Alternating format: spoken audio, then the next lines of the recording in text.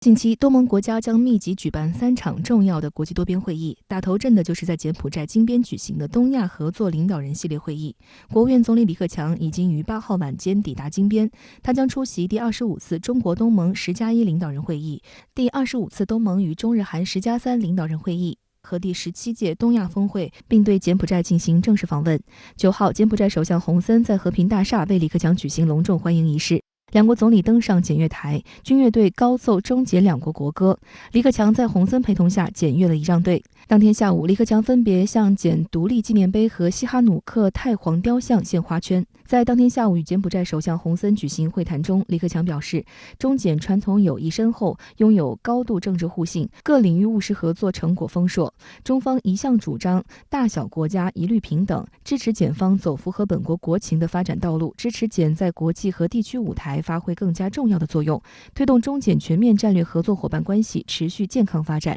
李克强强调，中方全力支持柬埔寨作为东盟轮值主席国办好东亚合作领导人系列会议，坚定支持东盟团结和中心地位，支持东盟主导的区域合作架构，支持东盟为促进国际地区和平发展发挥更大作用。洪森表示，柬中是铁杆朋友，柬方坚定奉行一个中国政策，支持共建柬中命运共同体，愿同中方共同办好明年两国建交65周年纪念活动，推动两国关系与合作深入发展。检方尊重联合国宪章关于维护各国主权和领土完整的原则，愿同中方在多边框架下密切协调配合，共同维护地区和世界和平稳定与发展。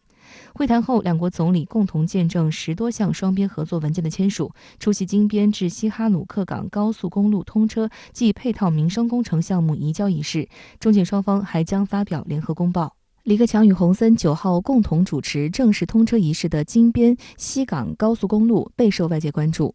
京港高速公路是中柬共建“一带一路”重点项目，今年10月1号通车试运营。它连接柬埔寨首都金边和该国最大深水海港西哈努克港，将两地的车程大幅缩短至2小时以内。深圳卫视注意到，这条高速公路采用中国设计及质量标准，横跨柬埔寨5个省，全长187.05公里，双向4车道。由于京港高速是柬埔寨的第一条高速公路，因此当地媒体报道称，柬埔寨由此进入高速时代。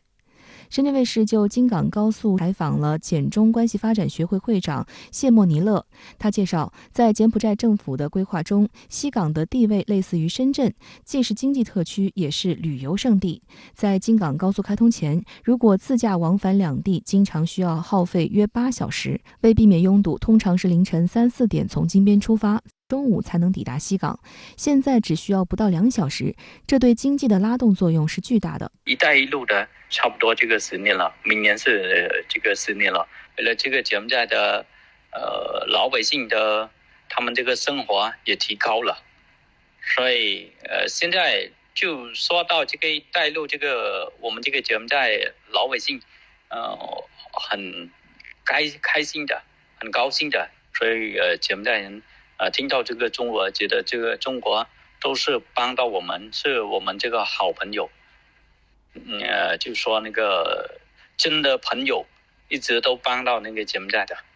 柬埔寨有句家喻户晓的谚语，有路则有希望，这与中国的要想富先修路有异曲同工之妙。目前中国在柬埔寨修建的道路总长将近3000公里，还修了10多座大桥。然而柬埔寨提升基础设施建设水平也遭遇西方所谓过度依赖中国的抹黑。在今年5月日本举办的第26届亚洲的未来国际交流会上，柬埔寨总理洪森就为柬埔寨的发展权辩护。他表示，是中国支持了柬埔寨的基建发展，并反问，如果中国不帮助我们，还有谁会帮助我们？柬中关系发展学会会长谢莫尼勒认为，柬中友好具有历史传统、政治和民意的坚实基础，西方国家指手画脚是自讨没趣。西方国家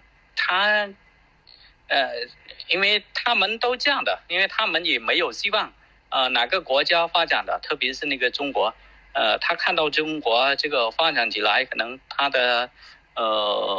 眼睛有点红，还是他这个觉得有点讨厌这个中国。但是他们就跟那个中国不一样，我们就跟那个中国一直过来都是那个互相支持、互相帮忙，还有中国这个对那个柬埔寨都是那个尊重的。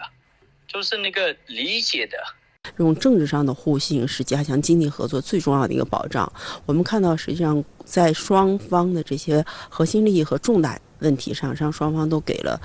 彼此非常重要的这种支持，也叫这种仗义直言吧。所以在这种基础上呢，形成了一个政治互信和这种经贸合作互动的一个关系。所以我觉得呢，这种示范效应呢，不仅我觉得是在这个对东南亚国家是一种示范效应，实际上我觉得对整个发展中国家关系来说也是一个示范效应。深圳卫视注意到，此次柬埔寨主办的东亚合作领导人系列会议期间，将密集举行20多场活动。据检方介绍，联合国秘书长古特雷斯和美国总统拜登等都将参会。值得注意的是，白宫早在10月底就宣布，拜登将于11月12号至13号参与其中2场会议，以重申美国对东南亚和东盟中心性的长久承诺。事实上，美方被诟病长期忽略东盟，但拜登上台后4处宣布美国回来了。今年5月，拜登政府还在华盛顿召开了美国东盟特别峰会。但外界注意到，这场峰会上，美方同样显示了对东盟的傲慢，因为同样在5月，美方宣布启动印太经济框架，虽然其13个初始成员国有7个来自东盟国家，但其提出的场合却是在东京。而且，美国舆论认为，拜登政府想以印太经济框架来对冲已经于今年1月1号生效的 RCEP， 但这个所谓框架却先天不足，因为没有包含任何与关税减免和市场准入有关的措施。新加坡联合早报就指出，美国在与东盟的峰会上只愿意向东盟国家提供1.5亿美元的资金，用于抗疫、海上安全和清洁能源3大领域。这明显是视印太经济框架为一项地缘政治工具。但美国贸易代表戴琪却声称，这样一个空洞的协议是值得其他地区效仿的持久模式。到这个拜登政府上台以来，他确实加大了对东盟的这种重视，但是我觉得不在于说他重视不重视这个东南亚，而在于他的意图是什么。他可能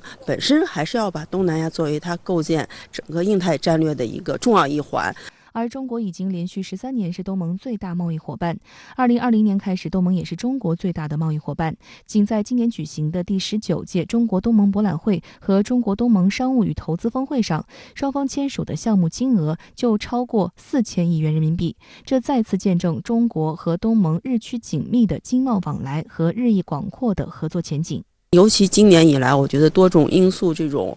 冲击之下，让我们看到东南亚国家想要稳定这种政权、稳定民生，最重要的这种要务还是要聚焦发展。所以我自己认为，中国和东盟在这方面还是有非常大的这种共识的。